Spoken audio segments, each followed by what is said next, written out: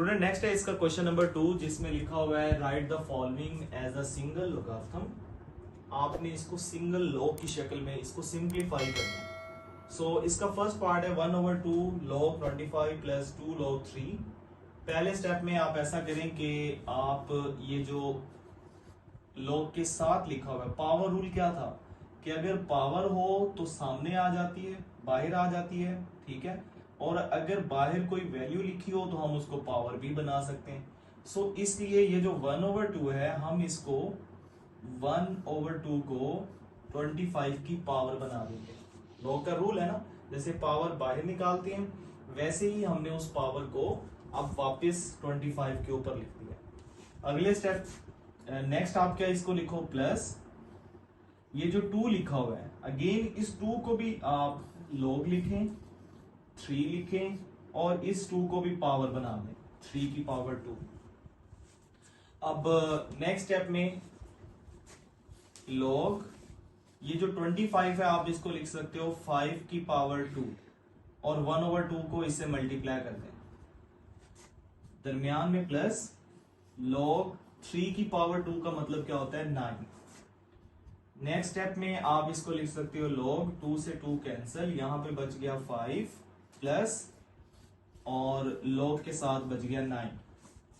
अब student plus का क्या रूल है भला, अगर प्लस हो रहे हो 2 लॉग प्लस हो रहे हो log 5 प्लस log 9 तो आपने एक बार log लिखने और दोनों वैल्यूज को आपस में मल्टीप्लाई कर देना है। 5 को 9 से मल्टीप्लाई कर देना। सो जब आप 5 को 9 से मल्टीप्लाई करेंगे तो इसका आंसर 45 आ जाएगा।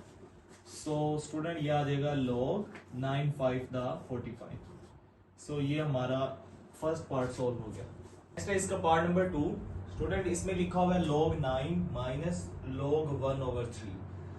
तो हमें log रूल पता है कि अगर माइनस हो तो हम एक मरतबा log लिखते हैं पहली वैल्यू, उसके बाद ये जो माइनस है इसकी जगह हम ये डिवीजन लगाते हैं और उसके बाद जो भी दूसरी वैल्यू है उसको डिवाइड कर देते हैं। तो ये पहला स्टेप हो गया। अब अगले स्टेप में आप इसे कैसे लिख सकते हो 9 1/3। ये जो नीचे डिवीजन के नीचे 1/3 लिखा हुआ है स्टूडेंट, अगर हम रफ वर्क में देखें तो ये ऊपर जाके उल्ट हो जाएगा, यानी ये 3/1 हो जाएगा। सो हम इस स्टेप में ये जो 1/3 है ये ऊपर जाके 3/1 होगा, 1 लिखने की जरूरत नहीं है तो हम इसकी जगह जस्ट 3 लिख देते हैं।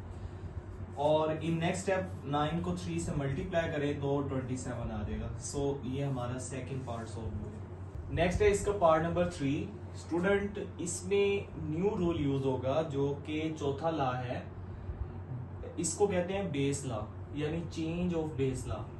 इस लॉ में क्या होता है कि लेट्स सपोज आपके पास लिखा हुआ है log 2 और साथ कोई भी वैल्यू है 27, ये मैं अपनी तरफ से लिख रहा हूं। So change of base law का मतलब ये है कि log जो है जो साथ लिखा हुआ है ना log 27 है, बेस के साथ जो ऊपर जो लिखा हुआ है इसके ऊपर log ऊपर अप्लाई करना है, फिर आपने डिवीजन लगानी है और उसके बाद log जो है बेस के ऊपर अप्लाई कर देना है। सो इसको base change of base law कहते हैं।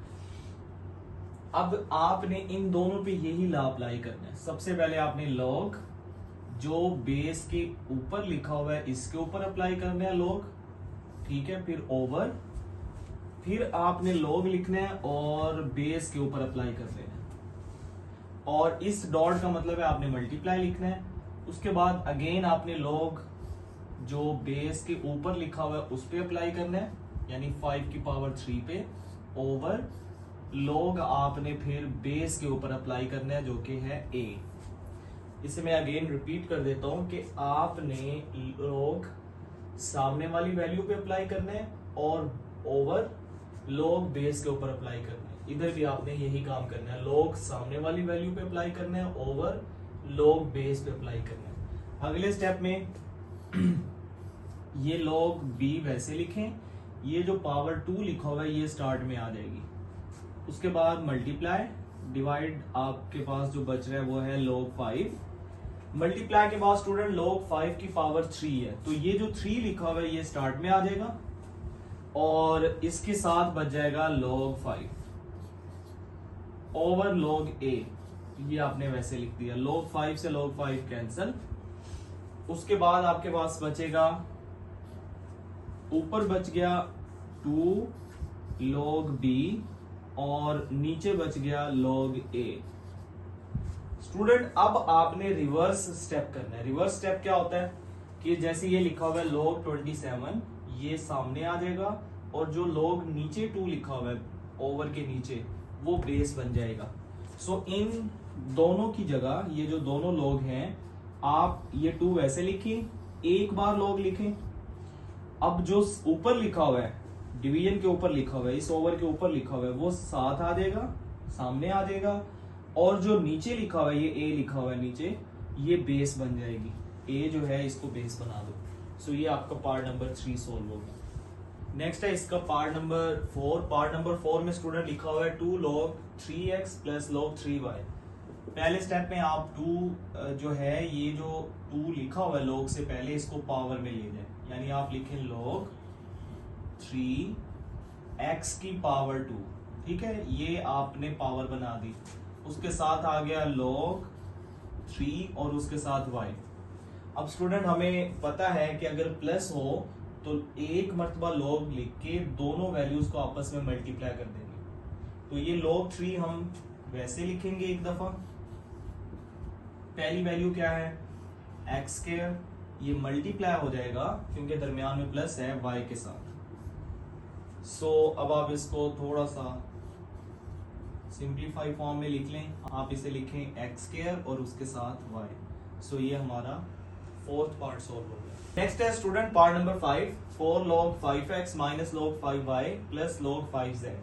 अब आप इसमें क्या करेंगे, सबसे पहले स्टेप में आप क्या करें, ये जो 4 है इसे पावर बना दें, log 5 और x की पावर 4 माइनस log 5 साथ y प्लस log 5 और साथ z आ जाएगा।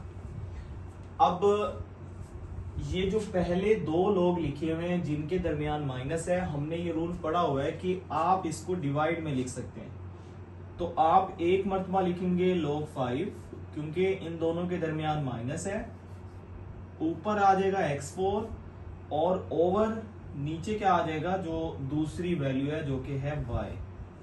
सो ये माइनस का हमने रूल अप्लाई कर दिया। उसके बाद सेंटर में प्लस log 5z।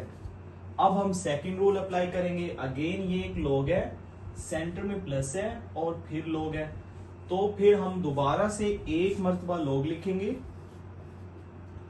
इस दफा प्लस है तो दोनों वैल्यूज आपस में मल्टीप्लाई होंगी। स्टूडेंट पहली वैल्यू ये लिखी हुई है जो log के सामने है, x की 4 ओवर y, ये मल्टीप्लाई हो जाएगी दूसरी वैल्यू से जो कि z है।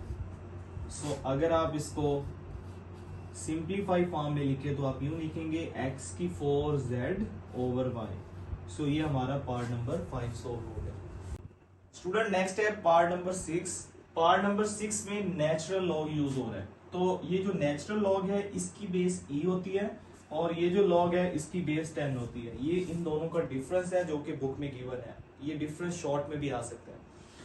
सो अब आप रूल इसमें भी सेम अप्लाई होगा। सबसे पहले स्टेप में ये जो जितने भी लॉग से पहले वैल्यूज लिखी हुई है ये सब पावर बना दें।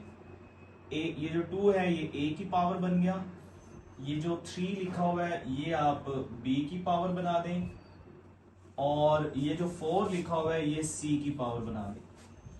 उसके बाद पहले प्लस का रूल अप्लाई करें इन दोनों पे, एक मर्तबा log लिखना है और दोनों वैल्यूज आपस में मल्टीप्लाई हो जाएंगी, a square multiply by b, centre में माइनस log c की पावर 4। अगले स्टेप में ये जो माइनस है इसकी जगह आप डिवीजन लगा देंगे, एक मर्तबा log लिखें, a स्क्वायर मल्टीप्लाई b और डिवाइडेड बाय, ठीक है, जो दूसरी वैल्यू माइनस के बाद वो है c की पावर 4। अब इसको सिंप्लीफाई करें तो आप इसको लिख सकते हो log a स्क्वायर b और नीचे स्टूडेंट क्या आ जाएगा c की पावर 4। सो ये हमारा क्वेश्चन 2 कंप्लीट सोल्व हो गया।